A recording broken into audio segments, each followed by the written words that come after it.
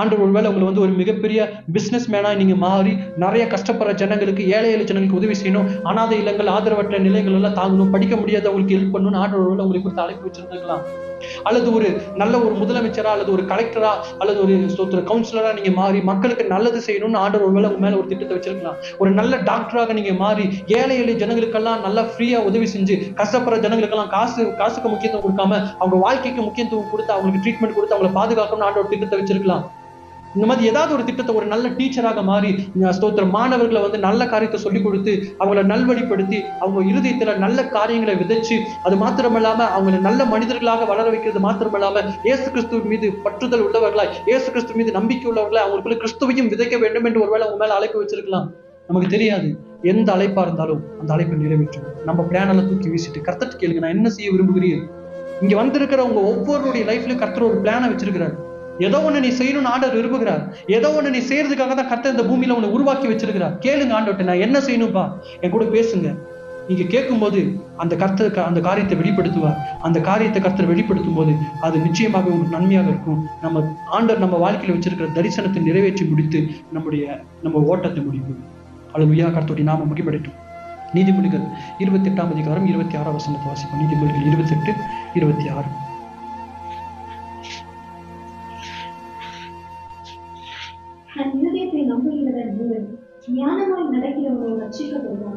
ஹல்லேலூயா. இது ரொம்ப பெரிய ஒரு ரகசியம். இதை நீங்க கத்துக்கணும். தன் இருதயத்தை நம்புகிறவன் எல்லாம் அவ்வளவுதான், வசனம் முடிஞ்சு. எல்லாம் என்ன பாருங்க, தன் இருதயத்தை நம்புகிறவன், சத்தமா சொல்லுங்க, தன் இருதயத்தை நம்புகிறவன் மூடன், இருதயத்தை நம்புகிறவன் ஒரு முட்டாள் என்று சொல்லி நான் சொல்ல கர்த்தருடைய வார்த்தை சொல்லுகிறது. இன்னைக்கு உலகம் நமக்கு என்ன போதிக்கிறது? உலகம் உங்களுக்கு என்ன சொல்லிக் கொடுக்குது? ஃபாலோ யுவர் ஹார்ட், உங்க இதயத்தை ஃபாலோ பண்ணுங்கன்னு சொல்லி கொடுக்குது. ஆனா பைபிள் என்ன சொல்கிறது? இதயத்தை ஃபாலோ பண்றவங்க முட்டாளா? நான் சொல்லுங்க, கர்த்தருடைய வார்த்தை சொல்கிறது. நீ நிறைய பேர் நம்ம என்ன தெரியுமா பண்றோம்? நம்ம இதயத்தை ஃபாலோ பண்றோம், நம்மளுடைய எமோஷனை ஃபாலோ பண்றோம். அது தப்பு. நிறைய நேரத்தில் நீங்க புரிஞ்சுக்கொள்ளுங்க, உங்க இதயம், உங்க எமோஷனல் உங்களை தப்பான பாதைக்கு தான் கொண்டு போகும். உங்க இதயமும் உங்க எமோஷனலும் பாருங்க, உலகத்தை சார்ந்து இருக்கும், உலகத்தை ஒத்து இருக்கும். அது எடுக்கிற முடிவுகள், அதோடைய விருப்பங்கள் எல்லாம் உலகத்தை சார்ந்து இருக்கும். அதனாலதான் ஆண்டு சொல்றாரு, இதயத்தை நம்புகிறவன் முட்டாள் மூடன் என்று கர்த்தர் சொல்றாரு. அப்ப எதன் அடிப்படையில நம்முடைய முடிவுகள் எடுக்கணும் தெரியுமா? நம்ம இதயத்தின் அடிப்படையில், நமக்குள்ள இருக்கிற உள்ளான மனுஷனுக்குள்ள ஆவியானவர் விதைக்கிற அதன்படி நம்மளுடைய முடிவு எடுக்கணும். உங்களுடைய இதயத்தை ஃபாலோ பண்ணாதீங்க, உங்க உள்ளான மனுஷனுக்குள்ள கர்த்தர் விதைக்கிறத ஃபாலோ பண்ணுங்க. உங்க இதயத்தை ஃபாலோ பண்ண, don't follow your heart, follow your spirit. அல்லேலூயா. கர்த்தர் நமக்கு நிறைய நேரத்தில் நம்ம என்ன பண்றோம்? நம்ம ஜெபிக்கும் போது கர்த்தர் நம்மள்ட்ட பேசிட்டா நம்ம நினைச்சிட்டு இருக்கிறோம். ஆனா அது நம்ம ஹார்ட் நம்மள்ட்ட பேசிச்சு, நம்ம எமோஷன் நம்மள்ட்ட பேசிச்சு நமக்கு தெரியுது இல்ல. எக்ஸாம்பிளுக்கு நான் சொல்றேன் பாருங்க. ஸ்தோத்திரம், பேதுருடைய வாழ்க்கையில பார்க்கிறோம். இயேசு கிறிஸ்து எல்லாத்திட்டையும் கேட்கிறார். இங்க எல்லாரும் என்னன்னு சொல்றாங்க, ஊர் மக்களே என்ன சொல்றாங்க? அப்போ எல்லாம் சீசர்கள் சொன்னாங்க, ஒருத்தர் தீர்க்கதரிசின்றாங்க, ஒருத்தர் மரித்தவர்லேருந்து உயிரோட ஒரு பரிசுத்தவான் எழுப்பி வந்துட்டான்னு சொல்றாங்க. ஸ்தோத்திரம், இவர் எலியா தீர்க்கதரிசின்னு சொல்றாங்க, எலியா மறுபடியும் வந்துட்டார், இப்படிலாம் சொல்றாங்க. ஆண்டவர் சொன்ன, சரி எல்லாம் ஓகே, நீங்க என்னை குறித்து என்ன சொல்றீங்க போது எல்லாம் அமைதியா இருக்காங்க. நம்ம முந்திரிக்கோட்டை பேதுரு என்ன சொல்றாருன்னா, நீதான் தேவனுடைய குமாரன் அப்படின்றார். அப்ப இயேசு அவரை பார்த்து என்ன சொன்னார்? பேதுருவே, மாம்சமும் ரத்தமும் இதை உனக்கு வெளிப்படுத்தல, என் பிதாவாகிய தேவன் தான் உனக்கு வெளிப்படுத்தியிருக்கிறார். ஓகே, இப்போ இயேசுதான் பிதாவுடைய குமாரன் என்று பேதுருவுக்கு வெளிப்படுத்தினது யாரு? பிதாதான் வெளிப்படுத்தினார். அவருடைய மாம்சமும் ரத்தமும் வெளிப்படுத்தலன்னு ஆண்டவர் தான் சொல்றாரு. ஆனா அதே அதிகாரத்தில் நீங்க தொடர்ந்து வாட்சி பார்த்தீங்கன்னா, இயேசு கிறிஸ்து சிலுவையில் அடிக்கப்பட்டு ரத்தம் சிந்தி மரிக்கிறத பத்தி, தன்னுடைய பாடுகளை பத்தி சீசர்களுக்கு போதிச்சுட்டு இருக்காரு. உடனே பேதுரு ஆண்டவர் கூப்பிடுறாரு, ஜீசஸ் ப்ளீஸ் கம் அப்படின்னு கூப்பிடுறாரு. ஏசப்பா போறாரு. பேதுரு சொல்றாரு, அதெல்லாம் நீங்க சாகக்கூடாது, நீங்க எதுக்கு சாகணும் அப்படின்னு ஆண்டவர் திட்டுறாரு. கடிந்து கொள்ள ஆரம்பிச்சான்னு வசனம் எழுதப்படும். கடிந்து கொள்றாரு இயேசுவை. ஏசப்பா பார்த்துட்டு, எனக்கு பின்னாலே போ சாத்தானே அப்படின்னு சொல்லிட்டாரு. அல்லேலூயா. நீ தேவனுக்கு ஏற்றவைகளை சிந்திக்காமல் மனுஷனுக்கு ஏற்றவைகளை சிந்திக்கிறார். இதுல பாருங்க, ஃபர்ஸ்ட் அதே பேதுருக்கு தான் இவர் தேவனுடைய குமாரன் அது வெளிப்பாடு கிடைச்சு. அதே பேதுரு இப்ப சொல்ல, நீ பாடுகளை அனுபவிக்க கூடாது, நீங்க சாக கூடாதுன்னு சொல்றாரு. இப்ப ரெண்டுக்கும் என்ன வித்தியாசம் தெரியுமா?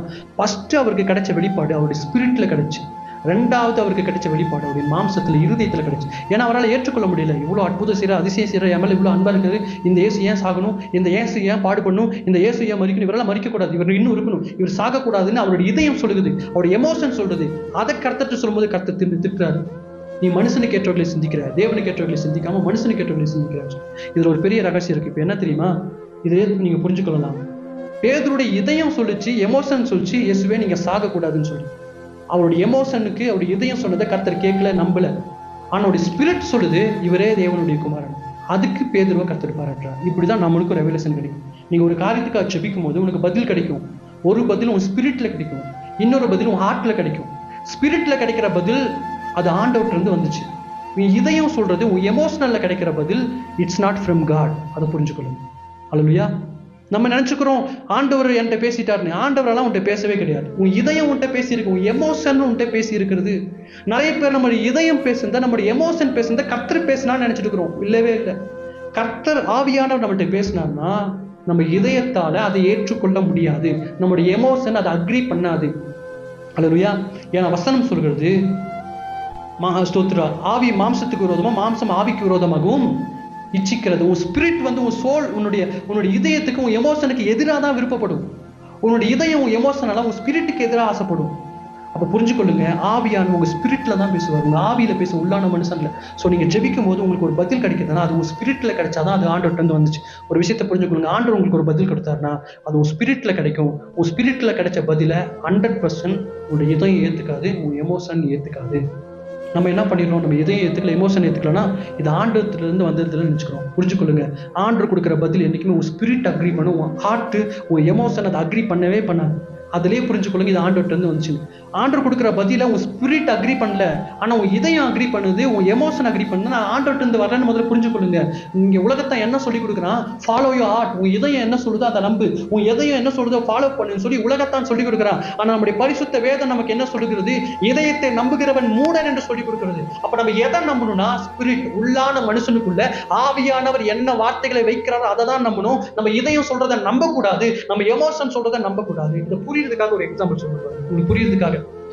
ஸ்தோத்திரம், யாரையும் குற்றப்படுத்துறதுக்காக, புரியுறதுக்காக ஒரு எக்ஸாம்பிள் சொல்றேன். இப்போ கணவன் மனைவிக்குள்ள பயங்கரமான சண்டை, ரொம்ப நாளா சண்டை நடக்குது, அடிச்சுக்கிறாங்க, ரொம்ப பயங்கரமான சண்டை நடக்குது. பக்கத்து வீட்டுக்காரன் அவங்கள்ட்ட என்ன சொல்லுவான், அந்த பொண்ணுகிட்ட என்ன சொல்லுவான் சொல்லுங்க? பக்கத்து வீட்டுக்காரன் அந்த பொண்ணுகிட்ட என்ன சொல்லுவான்? ரொம்ப சண்டை நடக்குது, ரசிக்கப்பட்டவங்க ரசிக்கப்படாதவங்க அந்த பொண்ணுகிட்ட என்ன சொல்லுவாங்க? என்ன இப்படி பாக்குறீங்களா? தெரியாது அவங்களுக்கு, சொல்லுங்க என்ன சொல்லுவாங்க? 2 ஹஸ்பண்ட் அண்ட் ஒய்ஃப் ரொம்ப நாளா சண்டை, எப்போ பாரு அடிதடியா இருக்கு. WWE எல்லாம் நடக்குது, ஸ்மாக் டவுன் எல்லாம் நடக்குது, ராயல் ரம்பிள் எல்லாம் நடக்குது, பயங்கரமான ஃபைட் நடக்குது. அப்போ பக்கத்து வீட்டுக்காரன் அந்த பெண்ணை பார்த்து என்ன சொல்லுவாங்க, என்ன ஆலோசனை கொடுப்பாங்க சொல்லுங்க? சொன்னீங்கன்னா வீட்டுக்கு போகலாம், இல்லைன்னா அப்படியே நீங்க என்ன பார்க்க நான் உங்க பார்க்க, அவனும் நோக்கினான் அவளும் நோக்கினான்னு உட்காந்துட்டு இருக்க வேண்டியதான். சொல்லுங்க என்ன சொல்லுவாங்க? தெரிஞ்சதை சொல்லுங்க, கரெக்டா சொல்லுங்க, கரெக்டா? சூப்பர். என்ன சொல்லுவாங்க? ஏன் இவன் கூட கஷ்டப்பட்டு இருக்கிற, அவனை விட்டு வந்துருன்னு சொல்லுவாங்க. உலகத்தான் சொல்வானா? உலகத்தானுடைய பதில் என்ன? ஏன் இவன் கூட எல்லாம் வாழ்ற, விட்டுட்டு வந்துரு, நீ தனியா வாழுன்னு தான் உலகத்தான் சொல்லுவான். ஓகேவா? இப்போ நீங்க இப்போ ஒருத்தர் வந்து ஜெபிக்கிறாங்க, ஆண்டவரே பயங்கர சண்டை, கணவன் மனைவிக்குள்ள பயங்கர சண்டை வந்த உடனே அவனுக்கு ஒரு பதில் கிடைக்குது. அது பொண்ணா இருக்கட்டும் பையனா இருக்கட்டும் பதில் கிடைக்குது. என்ன பதில் கிடைக்குதுன்னா, நீ வந்து இவங்கள்ட்ட இருந்து நீ சண்டை போட வேண்டாம், நீ பாடுபட வேண்டாம், இவனை விட்டு வெளியே வந்துரு, இந்த பொண்ணை விட்டு வெளியே வந்து, இந்த பையனை விட்டு வெளியே வந்துருன்னு ஒரு பதில் கிடைக்குதுன்னு வைங்களேன். அந்த பதில் எங்கிருந்து வந்திருக்கும்னு நினைக்கிறீங்க? ஸ்பிரிட்ல வந்திருக்குமா, ஹார்ட்ல வந்திருக்குமா? தெளிவா உங்களுக்கு நீங்க சொல்லிட்டீங்க, ஹார்ட்ல தான் வந்திருக்கும். ஏன்னா உலகத்தான் என்ன சொல்றா, சண்டை போட்டவனா அவனை விட்டு பிரிஞ்சு வந்துரு. நம்ம ஹார்ட் ஜெபம் பண்ணும்போது என்ன சொல்லுது, நீ எதுக்கு பாடுபடுற, விட்டு வந்துருன்னு சொல்லுது. உன் ஹார்ட் அதை ஏத்துக்குச்சா, உன் எமோஷன் ஏத்துக்குச்சா, ஆனா உன் ஸ்பிரிட் அதை ஏத்துக்காது. இல்லையா? உன் ஸ்பிரிட் என்ன தெரியுமா சொல்லும்? இவனுக்காக இயேசு கிறிஸ்து ரத்தம் செஞ்சிருக்கா, இவளுக்காக இயேசு கிறிஸ்து ரத்தம் செஞ்சிருக்கா, இவனுக்காக நீ உபவாசம் போடு, கண்ணீர் விடு, முழங்கால் படிடு, நிச்சயம் கர்த்தர் இவனை தொடுவார், நிச்சயம் இவன் கர்த்தர் மாற்றுவார், இவனை எப்படியாவது பரலோக ராஜ்யத்துக்குள் பிரவேசிக்க நீ தகுதிப்படுத்தணும், எக்காரணத்தை கொண்டு இவனை விட்டு போகாத, இவனை விட்டு விலகாதன்னு சொல்லி தான் உன் ஸ்பிரிட் சொல்லும். அல்லேலூயா. ஏன்னா வசனம் என்ன சொல்லுகிறது? தள்ளி விடுதலை கர்த்தர், தள்ளி விடுதல் என்னது? டிவோர்ஸ். விவாகரத்தை கர்த்தர் வெறுக்கிறார் தான் வேதம் சொல்லுகிறது. அப்போ விவாகரத்தை வெறுக்கிற ஆண்டவர் கணவன் மனைவிக்குள்ள ஏதோ பிரச்சனை வந்தோடனே இவனை விட்டு போயிரு, இவளை விட்டு போயிருன்னு உன்கிட்ட பேசுறாருன்னா புரிஞ்சுக்கோ, இட்ஸ் நாட் ஃப்ரம் காட். அது உன் ஸ்பிரிட்ல கிடைச்ச பதிலே கிடையாது, உன் ஹார்ட்ல கிடைச்ச பதில். உன் ஹார்ட் அது ஒத்துக்குச்சுல, ஓகே, எதுக்கு பிரிஞ்சு போலாம்? உன் ஹார்ட் அது ஏத்துக்குச்சுல, உன் எமோஷன் ஏத்துக்குச்சுல, புரியுதா? அது ஆண்டவர்ட்ட இருந்து வரவே கிடையாது. உன் ஸ்பிரிட் அதை ஏத்துக்காது. உன் ஸ்பிரிட் என்ன பண்ண சொல்லியிருக்கும்? அவன் மாறுவான், அவனுக்காக ஜெபம் பண்ணு, அவளுக்காக ஜெபம் பண்ணு, அவங்க கண்டிப்பா மாறுவான் தான் உன் ஸ்பிரிட் சொல்லுவோம். ஆனா உன் ஸ்பிரிட் சொல்றத ஒரு பொழுதும் உன் ஹார்ட் உன் எமோஷன் ஏத்துக்காது. அல்லேலூயா. புரிஞ்சுக்கோங்க, இதுதான் விஷயம். இயேசு கிறிஸ்து சிலுவையில் அறையப்பட்ட கொண்டு போகும்போது அவர் ஜெபிக்கிறார், இந்த பாத்திரம் என்னை விட்டு நீங்க கொடுமானால் நீங்கட்டும் அப்படின்னு ஜெபிக்கிறார். எங்கிருந்து ஜெபிச்ச ஜெபம் தெரியுமா? ஹார்ட். அவருடைய ஹார்ட், அவருடைய எமோஷன் என்ன சொல்லுது? அவர் பாடுகள் எல்லாம் பார்க்குறாரு. பிதாவை விட்டு பிரியணும் அதெல்லாம் பார்த்த உடனே, ஐயோ உங்களை விட்டு நான் பிரியணுமா, இந்த பாவத்தினால உங்களை விட்டு நான் பிரியணுமா, இந்த பாடுகளை அனுபவிக்கணுமா, இந்த பாத்திரம் என்னை விட்டு நீங்க கூடுமா நீங்கட்டும்னு சொல்லி ஜெபிக்கிறாரு. அவருடைய ஹார்ட்ல அவருடைய எமோஷன் அதை தான் விரும்புது. அவருடைய ஸ்பிரிட் என்ன தெரியுமா சொல்லுது? என் சித்தத்தின்படி அல்ல, உன் சித்தத்தின்படி ஆகுகிறது. ஹல்லேலூயா. சிலுவை பாடுகளை, சிலுவை மரணத்தை அவருடைய ஹார்ட் அக்ரி பண்ணல, அவருடைய எமோஷன் அக்ரி பண்ணல. ஆனா அவருடைய ஸ்பிரிட் அதை தான் விரும்பிச்சு, அவருடைய ஸ்பிரிட் அதை தான் ஏத்துக்குச்சு. புரிஞ்சுக்கொள்ளுங்க. கர்த்தர் உனக்கு கொடுத்த பதில உன் ஸ்பிரிட் ஏத்துக்கும். ஸோ உன்னுடைய ஆர்ட் ஏத்துக்காது, உன்னுடைய எமோஷன் ஏத்துக்காது. ஸோ உன் இதயமும் உன் எமோஷனும் ஒரு விஷயத்தை ஏத்துக்குச்சுன்னா அது ஆண்டவர்ட்ட இருந்து வந்திருக்க வாய்ப்பே இல்லை. உன் ஸ்பிரிட் எதை ஏத்துக்குச்சோ அதுதான் ஆண்டவர்ட்ட இருந்து வந்த பதில். உலகத்தான் போல வாழ்றதுக்காக நம்ம அழைக்கப்படவே இல்லை. ஹல்லேலூயா. நீங்க நம்ம நிறைய பேர் இந்த மிஸ்டேக் தான் பண்றோம். பேதுரு செஞ்ச மிஸ்டேக். உட்காந்து ஜெபம் பண்ணுவோம், ஆண்டவர் நமக்கு ஒரு பதில் தெரியும், நம்ம இதயத்துல தோணுன உடனே கர்த்தர் பேசிட்டார். இதயத்து நம்ம எமோஷன்ல ஒரு பதில் கிடைச்சிருக்கு, நம்ம ஆசைப்பட்ட காரியம் நமக்கு பதிலா கிடைச்சிருக்கு நம்ம நினைக்கிறது, நம்ம ஸ்பிரிட்ல பதில் கிடைக்கலன்றது நம்ம உணர்வது கிடையாது. எக்ஸாம்பிளுக்கு ஒரு பையனை, இப்போ எக்ஸாம்பிளுக்கு ஒரு பையனை எடுத்துக்கோ, ஒரு பொண்ணை வந்து அவன் சின்சியரா லவ் பண்றான். ஜெபம் பண்ணோன்னு ஆண்டு சொல்றாரு, இது எனக்கு சித்தம் இல்லை அப்படின்ட்டு ஆண்டு உணர்த்துறாரு. ஸ்பிரிட்ல தோணுது, ஒரு கலக்கம் இருக்குது. ஆனா அவன் இருதயம் என்ன பண்ணுது? அவனை ரொம்ப லவ் பண்ணுது. அவளை இல்ல என்ன ஆனாலும் இந்த பொண்ணை விட்டு போக கூடாது. அப்ப அவன் உபவாசம் பண்ணி ஜெபம் பண்றான். ஆண்டவரே என் கூட பேசுங்க. ஜெபம் பண்ணும்போது பைபிள்ல வசனம் இருக்கும், இது சிசராவை சுதந்திரிக்கும் காலம் அல்லவா அப்படின்னு ஒரு வசனம். நீ எழுத்து போ, நான் உன்னோடு கூட இருக்கிறேன் அப்படின்னு வசனம் வந்தோடனே அப்பா ஆண்டவர் பேசிட்டாரா, இந்த பொண்ணு நமக்கு கிடைச்சிடும் சொல்லி போவான். ஹல்லேலூயா. ஆனா ஸ்பிரிட்ல அந்த பதில் கிடைக்கவே இல்லை. இந்த பதில் எங்க கிடைச்சுனா ஹார்ட், இவன் அதை தான் விரும்பினா, அதை தான் ஆசைப்பட்டான். பைபிள் திறக்கும் போது அதுதான் தெரியும் அவன் கண்ணுக்கு, கனவுல அதுதான் தெரியும். ஏன்னா அவன் இதயம் அதை தான் விரும்புது, அவன் எமோஷன் அதை தான் விரும்புது. ஆனா ஸ்பிரிட்ல அதை ஆண்டவர் அக்ரி பண்ண மாட்டார்.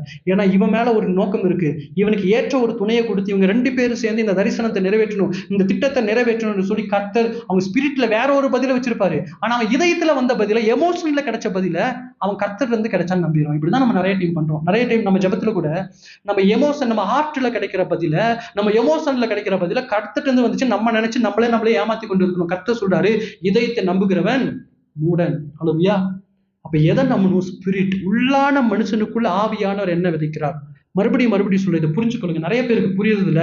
கர்த்தர் ஆவியானவர் உன் ஸ்பிரிட்ல ஒரு பதில் கொடுத்தாருன்னா 100% உடைய ஹார்ட் அதை அக்ரி பண்ணவே பண்ணாது. இதயத்தால இதை ஏத்துக்கவே முடியாது. உன் எமோஷன் அதை அக்ரி பண்ணவே பண்ணாது. அப்பயே புரிஞ்சுக்கோ, இட்ஸ் ஃப்ரம் காட். உன் இதயம் அதை ஏத்துக்குச்சு, உன் எமோஷன் அதை அக்ரி பண்ணுதுன்னா அது ஆண்டவர்ட்ட இருந்து வந்திருக்க வாய்ப்பு இல்லை. ஏன்னா உன் இதயம் எதை நம்பும், எதை விரும்பும், எதை ஆசைப்படும்னா உலகத்தோடு ஒத்து வாழ்கிறத, உலகத்தான் சொல்லுகிற காரியத்தை, உலக சம்பந்தப்பட்ட காரியத்தை தான் உன் சோல், உன்னுடைய இதயம் விரும்பும், உன்னுடைய எமோஷன் அதை தான் விரும்பும். ஆனா உன் ஸ்பிரிட் என்னைக்குமே ஆவிக்குரிய காரியங்களை ஆவிக்குரியவைகளோடு கூட சம்பந்தப்படுத்தி ஆவிக்குரியவைகளை தான் விரும்பும். கீழானவைகள் அல்ல, மேலானவைகளை தான் உன் ஸ்பிரிட் விரும்பும். உன் ஹார்ட் பூமிக்குரியவைகளை விரும்பும், உன் ஸ்பிரிட் மேலானவைகளை தான் விரும்பும். கிறிஸ்து இயேசுவின் வலது பரிசத்தில் உள்ள மேலானவைகளை தான் விரும்பும். அப்ப இன்னைக்கு நிறைய நேரத்தில் நம்ம இதான் மிஸ்டேக் பண்ணுறோம். இனிமேல் அந்த மிஸ்டேக் பண்ணாதீங்க. ஏன்னா உங்களுக்கு தெரியாமல் இருந்திருக்கு. இனிமேல் எது ஜெபம் பண்ணாலும் கிடைக்கிற பதில் உன் ஹார்ட்ல கிடைக்குதா, உன் எமோஷன்ல கிடைக்குதா, அல்லது உன் ஸ்பிரிட்ல கிடைக்குதான்னு பாருங்க. உன் ஸ்பிரிட்ல கிடைச்சாதான் இட்ஸ் ஃப்ரம் காட். உன் ஸ்பிரிட் அதை அக்ரி பண்ணலன்னா இது ஆண்டவர்ட்ட வரவே இல்லை. நான் அடிக்கடி சொல்லுவேன், உனக்கு கிடைக்கிற சொப்பனமாக இருக்கட்டும், உனக்கு கிடைக்கிற தரிசனமாக இருக்கட்டும், உனக்கு கிடைக்கிற வார்த்தையா இருக்கட்டும், அல்லது தீர்க்கதரிசிகள் உன்கிட்ட பேசி எதுவா இருந்தாலும் பைபிளை நீ எடுத்து வாசிக்கும் போது அந்த தரிசனம், அந்த சொப்பனம், அந்த தீர்க்க தரிசனம் கர்த்தருடைய வார்த்தையோடு கூட ஒத்து போனாதான் அது தேவனிடம் இருந்து வந்ததுன்னு அர்த்தம். உனக்கு கிடைச்ச சொப்பனமா இருக்கட்டும், தரிசனமாகட்டும், எதுவா இருந்தாலும் கர்த்தருடைய வார்த்தையோடு ஒத்து போகிறனா புரிஞ்சுக்கோ, அது ஆண்டவர்ட்ட இருந்து வந்ததே கிடையாது. அது ஒருவேளை உன் இதயத்திலிருந்து வந்ததா இருக்கலாம், சாத்தான்ட்ட இருந்து வந்ததா இருக்கலாம், உன்னுடைய எமோஷன்ல இருந்து வந்ததா இருக்கலாம். அதை புரிஞ்சுக்கொள்ளுங்க. கிடைக்கிற எல்லா பதிலும் ஃப்ரம் காட்னு நினைக்காதீங்க. வசனத்தின் மூலம் பதில் கிடைக்கலாம், சொப்பனத்தின் மூலம் பதில் கிடைக்கலாம், தீர்க்கதரிசிகள் கூட உன்கிட்ட வந்து பேசலாம். ஆனா எல்லா ஆண்டவர்ட்ட இருந்து வந்தது கிடையாது. சில நேரங்கள் அது இதயத்திலிருந்து வந்ததா இருக்கும், மாம்சத்திலிருந்து வந்ததா இருக்கும், சாத்தான்ட்ட இருந்து வந்ததா இருக்கும். எல்லாத்தையும் ஆண்டவர் தான் பேசுறான்னு சொல்லாதீங்க.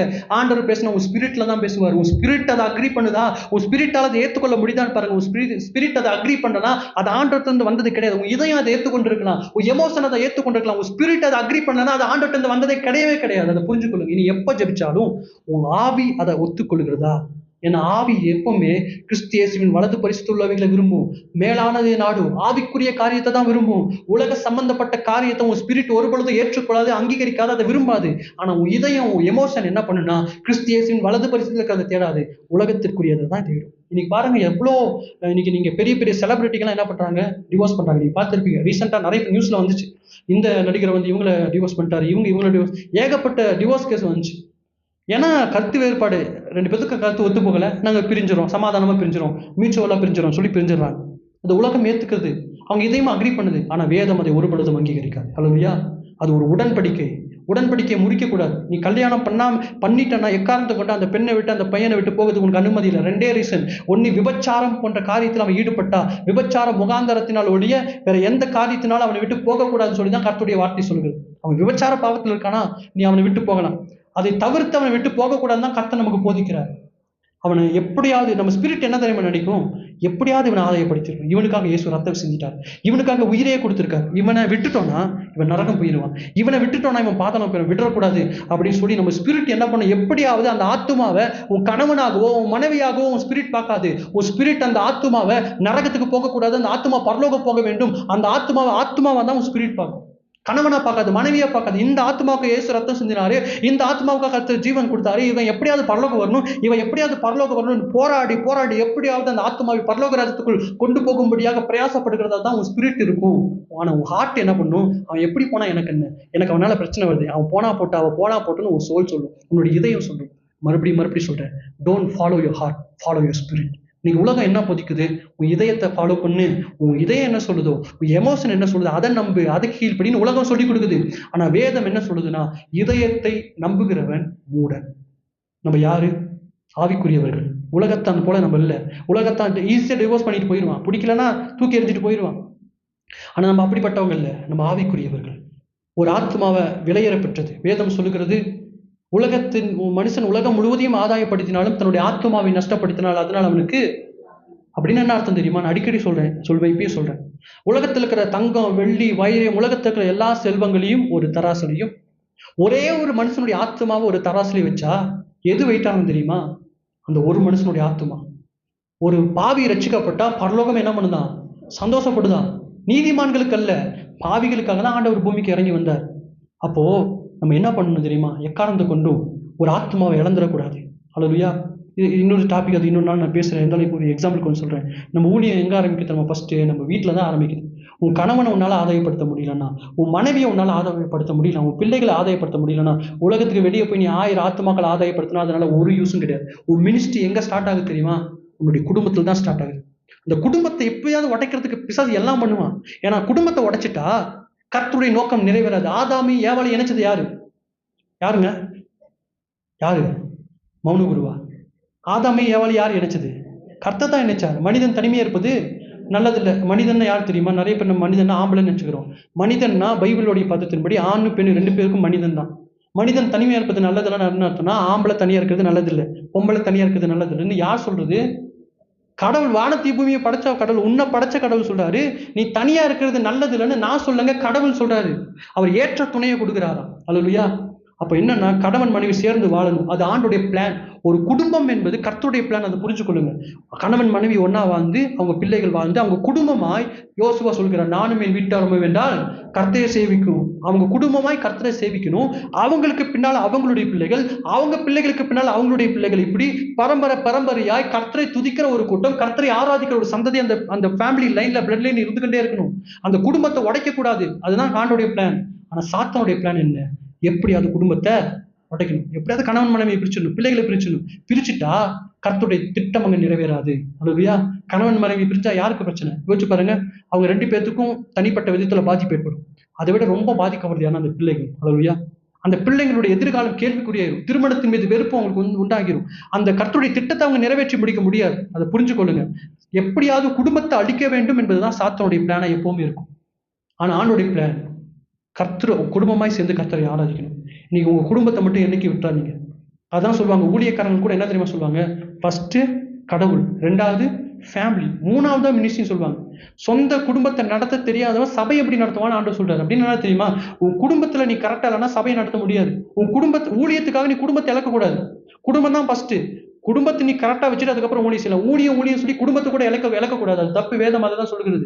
நீ நிறைய பேர் ஊழியக்காரர் கூட என்ன பண்ணுவாங்க? ஊழியம் ஓடி போய் கடைசியில் குடும்பத்தை இழந்துருவாங்க, மனைவி இழந்துருவாங்க, பிள்ளைகள் இழந்து அந்த குடும்பமே ஒண்ணுமே போயிடும். அது தேவனுடைய பிளானே கிடையாது. ஊழியத்தை விட எது முக்கியம் தெரியுமா? அவனுடைய குடும்பம். உன்னுடைய ஊழியம் ஸ்டார்ட் ஆகிற இடமே உன் குடும்பம் தான். உன் குடும்பத்தை நீ கரெக்டா பாதுகாத்துட்டு அதுக்கப்புறம் தான் நீ ஊழியத்துக்கு போகணும். உன் குடும்பத்தை உன்னால சரியா நடத்த முடியலன்னா நீ ஊழியத்துக்கு போகிறதுக்கு அன்ஃபிட். அதை புரிஞ்சுக்கொள்ளுங்க. அல்லேலூயா. இன்னைக்கு இங்கே வந்திருக்கிற ஒவ்வொருவரும் உங்கள் குடும்பத்தை மட்டும் இழந்துடாதீங்க. உன் கணவனை, உன் மனைவியை, உன் பிள்ளைகளை உன்னுடைய ஜெபத்தால் தாங்குங்க, போராடுங்க. அவங்க ஒருவேளை ஆண்டவருக்கு பிரியமில்லாத காரியங்களில் ஈடுபடலாம். ஆனால் ஒரு விஷயத்தை புரிஞ்சுக்கொள்ளுங்க, எப்பேற்பட்ட மனிதனையும் கர்த்தர் தொட்டா அவங்க மாறிதான் ஆவாங்க. நீங்க ஜெபம் விடாது. உங்க ஜெபம் அவங்கள மாற்றும். உண்மையான தெய்வத்திட்டம் அவங்களை கொண்டு வரும். நம்ம சான்ஸே கொடுக்கலன்னா எப்படி? நம்ம ஜெபிச்சோன்னா கண்டிப்பா ஆண்டவர் மாற்றத்தை உண்டு பண்ணும். இங்க பாருங்க, இங்க உட்கார்ந்து கொண்டிருக்க நிறைய பேர் என்னுடைய பல நாள் ஜெபம் இன்னைக்கு சபையில் நிறைய பேர் உட்கார்ந்து கொண்டிருக்காங்க. இமான் பிரீத்திக்காரெல்லாம் நான் ஜெபிச்சிருக்கேன் அவங்க சபைக்குள்ள வரணும்னு சொல்லி. இன்னைக்கு பாருங்க, ஆரம்பத்துல ஒரு முறை போய் நானும் நவீனும் போய் அவங்க வீட்டுல போய் ஆண்டவர் பத்தி எல்லாம் சொன்னோம். சரிங்க வந்துடுறாங்க, சர்ச்சுக்கு வந்துடுறாங்க அப்படின்னு சொன்னாங்க. இமான் சொன்னாங்க. அதுக்கப்புறம் பாத்தீங்கன்னா வருஷக்கணக்கா வரவே இல்லை. மறுபடியும் ஆண்டவர் உணர்த்தினார். போனேன், பேசினேன், இன்னைக்கு சபைக்கு வந்துருக்காங்க. பின்னால எங்க பெரியப்பா உட்காந்துருக்காரு பாருங்க, அவர் இந்து மதத்துல பயங்கரமான தீவிரமா, அவரெல்லாம் ஆண்டவருக்குள்ள வந்து சபைக்குள்ள உட்காருவான்றது ஒரு ஆச்சரியமான விஷயமா இருக்கு. நடக்கிறதுக்கு வாய்ப்பே இல்லை. அந்த மாதிரி தீச்சட்டியெல்லாம் தூக்கிட்டு அந்த மாதிரி இந்து மதத்துல ரொம்ப பக்தி வைராக்கியமா ரொம்ப ஸ்ட்ராங்கா இருந்தவர். ஏசப்பாவுடைய பேரை சொன்னாலும் அவருக்கு பிடிக்காது. ஆனா இன்னைக்கு அவர் என்ன பண்றாரு பாருங்க. இமான் சொன்னாரு, பிரீத்தி இமான் சர்ச்சுக்கு ரெடி ஆகிறதுக்கு முன்னாடி அவர் ஃபர்ஸ்ட் ரெடியாகி வந்து நிற்பாரு. எப்படிப்பட்ட மனுஷன் எப்படி மாறி இருப்பாங்க. அக்னி சட்டி தூக்கிட்டு இருந்தவர், இயேசுவை வெறுத்தவர், இயேசுன்ற பேரை கேட்டாலும் அவருக்கு பிடிக்காது, சபைக்கு வர மாட்டாரு, ஆண்டவர் ஏற்றுக்கொள்ள மாட்டீங்க. ஜெயமா இயேசு பத்தி சொன்னா கூட ஏற்றுக்க மாட்டாரு, அப்பா இயேசு பத்தி சொன்னா அவருக்கு கோவம் வரும். ஆனா இன்னைக்கு அவர் பின்னால உட்காந்து கர்த்தரை ஆராதித்து கொண்டிருக்க ஃபர்ஸ்ட் ஆளா சபைக்கு வர. எப்படி நடந்துச்சு?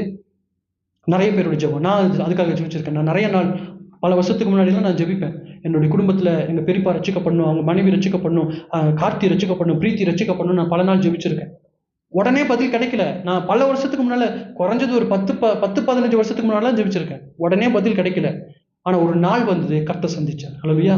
இன்னைக்கு பாருங்க சபையில வந்து எவ்வளவு அழகா உட்கார்ந்துட்டு இருக்காங்க. பிரீத்தி இமானுடைய கதையை நான் சொல்றேன், நான் கேள்விப்பட சொல்றேன். இமான் வந்து ரொம்ப பயங்கரமான ஆளாமா. பாத்தீங்கன்னா பயங்கரமான சண்டை நடக்குமா, கேள்விப்பட்டிருக்கேன். வீட்டுல பிரீத்திக்கும் இமானுக்கும் பயங்கரமான சண்டை, பிரிஞ்சு போகிற அளவுக்கு ஆயிடுச்சான். போலீஸ்காரனையும் என்னன்னு கேட்பாராம். சார் இங்கெல்லாம் நின்றுக்க முடியாது சார், என்ன அனுப்பி விடுங்க சொல்லுவாங்க. அந்த மாதிரி போலீஸ்காரனே சண்டைக்கு போனால் பயங்கரமான சண்டை பிரீத்திக்கும் இமானுக்கும். இவங்க பிரிஞ்சு போகிற அளவுக்கு பல முறை ஆயிருக்கு.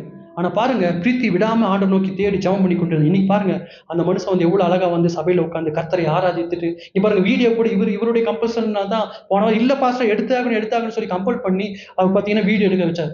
எந்த அளவுக்கு ஆண்டவர் தேடுகிற ஒரு மனுஷன். நீங்க சபையா கணவனும் மனைவியை வந்து சபையில உட்காந்து ஆராதித்து கொண்டு இருக்கிறாங்க. வீடியோ எடுக்கணும், இந்த வார்த்தை நிறைய பேருக்கு போய் சேரணும்னு சொல்லி கர்த்தர் மேல பற்றுதலா இருக்கிறாரு. அது மாத்திரம் அவங்க குடும்பத்துல நிறைய பேருக்கு ஆண்டவர் பத்தி சொல்றாரு. இந்த மனுஷன் எப்படி மாறி இருக்காரு பத்தியா? காரணம் என்ன தெரியுமா? பிரீத்தியுடைய விடாத ஜெபம். ஒருவேளை இதெல்லாம் எதுக்கு, இந்த அளவுக்கு என்ன ஏன் பாடு பண்ணு, இந்த அளவுக்கு என்ன என் மானத்தை வாங்கி, இந்த அளவுக்கு என்ன சித்திரம் பண்றான், இவன் எனக்கு தேவையில்லை அப்படி சொல்லி துரத்தி விட்டுருந்தா இன்னைக்கு இந்த ஆத்மா சபையில வந்து கர்த்தரை ஆராதித்து கொண்டிருக்குமா? பயங்கர. நான் வந்து சும்மா ஓப்பனா சாதாரணமா சொல்லியிருக்கான்னு நீங்க பிரீத்திட்ட போய் தனியா கேட்டு பாருங்க, எந்த அளவுக்கு சித்திரவதையை பிரீத்தி அனுபவிச்சிருக்கான்னு சொல்லி. ஆனா பாருங்க, கர்த்தர் தொட்டார். இன்னைக்கு பிரீத்தி இன்னைக்கு பாருங்க, இமான் மாதிரி ஒரு மனுஷன் இல்லைன்ற அளவுக்கு அப்படியே டோட்டலா லைஃப் மாறி பாருங்க. கர்த்தர் எப்பேற்பட்டவனையும் மாற்ற வல்லவராக இருக்கிறார். ஆனா நிறைய பேர் நம்ம என்ன பண்றோம், நம்ம ஹார்ட் சொல்றதை நம்பிட்டு, நம்ம எமோஷன் சொல்றதை நம்பிட்டு, கர்த்தரை என்கிட்ட பேசிட்டா நம்ம நம்பிட்டு இருக்கிறோம். என்னைக்குமே கர்த்தருடைய வார்த்தைக்கு புறம்பா ஒரு வார்த்தை கூட கர்த்தர் பேச மாட்டார். வானமும் பூமியை ஒளிந்து போனாலும் தேவனுடைய வாயிலிருந்து பிறக்கும் ஒரு வார்த்தையாகும் வார்த்தையின் எழுத்தாகிலும் ஒளிந்து போகாது. அப்படின்னு என்ன அர்த்தம்? இன்னொரு வசனம் சொல்றது, ஆண்டவர் தம்முடைய சகல பிரஸ்தாபத்தை பார்க்கிடும் தம்முடைய வார்த்தையை கனப்படுத்துகிறான், மகிமைப்படுத்துறாராம். அப்படின்னா என்ன தெரியுமா முக்கியம்? தரிசனத்தை விட, சொப்பனத்தை விட, வெளிப்பாடுகளை விட எது முக்கியமானது, எது மேன்மையானது, எது கர்த்தர் முக்கியத்துவம் கொடுக்குறாருன்னா கர்த்தருடைய வார்த்தைக்கு தான் முக்கியத்துவம் கொடுக்குறாரு. அந்த வார்த்தைக்கு புறம்பா என்ன வெளிப்பாடு, என்ன தரிசனம், என்ன தீர்க்க தரிசனம் உனக்கு சொல்லப்பட்டாலும் அது ஆண்டவர்கிட்ட வந்ததில்லை, அது ஆண்டவர் ஏற்றுக்கொள்ளவே மாட்டார். உனக்கு கிடைச்ச எந்த சொப்பனமா இருக்கட்டும், தரிசனமா இருக்கட்டும், தீர்க்க தரிசனமா இருக்கட்டும், இந்த கர்த்தருடைய வார்த்தையோடு கூட ஒத்து போகணும். ஒத்து போகாததை கர்த்தர் ஏற்றுக்கொள்ள மாட்டார். அதை புரிஞ்சுக்கொள்ளுங்க. அல்லேலூயா. நீங்க சொல்றேன், இன்னைக்கு நிறைய பேர் திருமணமானவங்க இருக்கீங்க, திருமணமாகி பல வருஷங்கள் குழந்தைகளை பெற்று அவங்களுக்கு திருமணமானவங்க கூட இருக்கீங்க. நான் சொல்றேன், எல்லாத்துக்கும் சொல்றேன், எக்காரணத்தை கொண்டு உன் கணவனை உன் மனைவியை விட்டு நீ போக கூடாது. அது ஒரு ஊழியம். உன் கணவனை உன் மனைவியை கர்த்தருக்குள்ள கொண்டு வரது ஒரு ஊழியம். 1000 பிரச்சனைகள் வரலாம், 1000 போராட்டம், எந்த குடும்பத்துல பிரச்சனை இல்லாம இருக்கிறது. ஆனாலும் எக்காரணத்தை கொண்டு உங்க கணவன் விட்டு போகாதீங்க, மனைவி விட்டு போகாதீங்க, குடும்பத்தை இழந்துடாதீங்க. அது ஒரு பிளான். உன்னை நம்பி அந்த பொண்ணை கர்த்தர் உன் கையில கொடுத்திருக்காரு, உன்னை நம்பி அந்த பையனை கர்த்தர் உன் கையில கொடுத்திருக்காரு. இழந்துடாத. நீ அவனை இழந்தா அந்த ஆத்துமா நரகம் போக ஒரு நாள் ஒரு கர்த்தர் உன் கணக்கு கேட்பார். உன்னை நம்பித்தானே இந்த பையனை உன் கையில கொடுத்தேன், உன்னை நம்பித்தானே இந்த பொண்ணை உன் கையில கொடுத்தேன், ஏன் அவனை நீ விட்டேன்னு சொல்லி கேட்கும்போது நம்ம என்ன சொல்ல போகிறோம்? இப்ப நமக்கு இருக்கிற எண்ணம் அப்ப இருக்காது. நம்ம ஆவிக்குரிய இப்ப வந்து உலக பிரமாணமா இருக்கிறோம். அப்ப ஆவிக்குரிய நிலைமையில இருப்போம். நம்ம பண்ணது தப்புன்னு அப்ப புரியும், நமக்கு இப்ப புரியலன்னா மறுபடி சொல்றேன், don't follow your heart, don't follow your emotion, follow your spirit. அல்லேலூயா. உன் ஆவியில ஆவியானவர் என்ன விதைக்கிறாரோ அதை நம்பு. உன் இதயம் சொல்றதை நம்பாத, உன் எமோஷன் சொல்றதை கேட்காத. இன்னைக்கு உலகம் சொல்றது என்ன? ஃபாலோ யுவர் ஹார்ட்னு சொல்றாங்க. நான் சொல்றேன், கர்த்தருடைய வார்த்தையில இருந்து சொல்றேன், don't follow your heart, don't follow your emotion, follow your spirit. அல்லேலூயா. நம்ம விசேஷித்தவர்கள், பிரித்தெடுக்கப்பட்டவங்க. மற்றவன் பண்ற மாதிரி பண்றதுக்காக நம்ம அழைக்கப்படவே இல்லை. அடுத்தவன் என்ன வேணா பண்ணலாம், உலகத்தை என்ன வேணா பாவம் செய்யலாம். ஆணும் கல்யாணம் பண்ணிக்கிறானுங்க, பொண்ணு கல்யாணம் பண்ணிக்கிறாங்க. சர்வசாதாரணமா ஸ்தோத்திரம், விவாகரத்துல சர்வசாதாரணமாயிடுச்சு. உன்னை எனக்கு பிடிக்கல, கருத்து வேறுபாடு, உன்னை டிவோர்ஸ் பண்ணி இன்னொருத்தனை கல்யாணம் பண்றேன், அவனை பிடிக்கல இன்னொருத்தனை கல்யாணம் பண்றேன். டிவோர்ஸ் எல்லாம் சர்வசாதாரணமான காரியமா மாறி போயிடுச்சு இன்னைக்கு உலகத்துல. ஹோமோசெக்சுவல்லாம் சர்வசாதாரணமா உலகத்துல மாறி போயிடுச்சு. ஆனா வேதம் ஒரு பொழுதும் அதை அனுமதிக்கல. நம்ம இந்த வேதத்துல என்ன சொல்லியிருக்கோ அதன்படி வாழ அழைக்கப்பட்டவங்க. நம்ம வாழ்க்கை உலகத்தான் போல இருக்கக்கூடாது, கர்த்தருடைய வார்த்தையின்படி இருக்கும். அவர் என்ன சொல்றாரு அதன்படி நம்ம வாழ நம்ம ஒப்பு கொடுப்போம். எக்காரணத்தை கொண்டு உங்க குடும்பத்தை இழந்துடாதீங்க. அல்லேலூயா. இன்னைக்கு நம்ம என்ன பண்றோம்னா, நம்ம பிளான் வச்சு ஆண்டவரே இதை செய்யுங்க அதை செய்யுங்க அப்படின்னு கேட்டிருக்கோம். இன்னைக்கு கேளுங்க ஆண்டவர்கிட்ட, நான் என்ன செய்ய சித்தமா இருக்கிறேன். அல்லேலூயா. எந்த விஷயமா ஆண்டவர்கிட்ட கேளு, நான் என்ன செய்ய சித்தமா இருக்கிறேன். குடும்ப விஷயமா ஆண்டவர்கிட்ட கேளுங்க, என்ன செய்ய சித்தமா இருக்கிறேன். யார் திருமணம் பண்ணணும் ஆண்டவர்கிட்ட கேளுங்க, நான் என்ன செய்ய சித்தமா இருக்கிறேன். ஒரு பிசினஸ் பண்ணுமா எதுவா இருந்தாலும் நான் என்ன செய்ய சித்தமா இருக்கேன் ஆண்டவர்கிட்ட கேட்டு அவர் சொல்றதை செய்யுங்க. நீ ஆசைப்பட்டதை, உனக்கு கம்ஃபர்டபுளா இருக்குது, உனக்கு பிரியமா இருக்குது, உன் இதயம் ஏற்றுக்கொள்கிற காரியத்தை, உன் எமோஷன் அக்ரி பண்ற காரியத்தை செய்யறதுக்காக நீ அழைக்கப்படல. நீ பெரித்தெடுக்கப்பட்டவன். உன் ஸ்பிரிட் என்ன அக்ரி பண்றதோ அதை செய்யதான் நீ அழைக்கப்பட்டிருக்க. அது உன் ஹார்ட் அக்ரி பண்ணாம இருக்கலாம், உன் எமோஷன் அதுக்கு ஒத்து போகாமல் இருக்கலாம். ஆனா உன் ஸ்பிரிட் சொல்றதை கேட்கதான், உன் ஸ்பிரிட் சொல்றதை செய்யறதுக்காக நீ அழைக்கப்பட்டிருக்க. ஏன்னா உன் ஸ்பிரிட் தான், உன் சோல் தான் பரலோக ராஜ்யத்துக்குள் பிரவேசிக்க போகுது. இந்த மாம்சம், இந்த இதயம், இந்த எமோஷன் பரலோக ராஜ்யத்துக்குள் வரப்போவது கிடையாது. அல்லேலூயா. இந்த இதயத்துக்காக நீங்க செய்றீங்களே, இந்த இதயம் சொல்றதை கீழ்ப்படுறீங்களே, இந்த எமோஷன் சொல்ற கீழ்ப்படுறீங்களே, இந்த உடம்பு, இந்த ஆட்டு பரலோகத்துக்கு வரப்போவது கிடையாது. உள்ள இருக்கு பாருங்க அந்த உள்ளான மனுஷன், அந்த ஸ்பிரிட் மேன், அவன் தான் பரலோகத்துக்கு வர போறான். இந்த இதயம் சொல்றதை கேட்டு நீங்க காரியத்தை செஞ்சீங்கன்னா அவருடைய ராஜ்யத்துக்குள் பிரவேசிக்க முடியாது. உள்ளான மனுஷன் ஸ்பிரிட் சொல்றதை கேட்டு நீங்க கீழ்ப்படுச்சீங்கன்னா இந்த ஸ்பிரிட் தான் பரலோக ராஜ்யத்துக்குள் பிரவேசிக்க போகுது. அல்லேலூயா. இன்னைக்கு ஃபைனலா நான் சொல்ற ஒரே ஒரு காரியம், don't follow your heart, follow your spirit. ஆவியானவர் உள்ளான மனுஷனுக்குள்ள என்ன சொல்றாரோ அதை நம்பு, அதை விசுவாசி, அதை ஃபாலோ பண்ணு. உன் இதயம் சொல்றதை நம்பாத, உன் எமோஷன் சொல்றதை கேட்காத. ஏன்னா அது ஆண்டவர்ட்ட இருந்து வந்தது கிடையாது. மறுபடியும் சொல்றேன், கர்த்தர் உன்ட்ட ஒரு விஷயத்தை பேசினார்னா உன் ஸ்பிரிட்டால அதை ஏற்றுக்கொள்ள முடியும். கண்டிப்பா உன் ஹார்ட்டால அதை அக்ரி பண்ணவே முடியாது, உன் எமோஷனால அதை அக்ரி பண்ணவே முடியாது. ஆனா தேவ திட்டம் அதுதான். உன் ஸ்பிரிட் சொல்றதுதான் நடக்கும். கர்த்தருடைய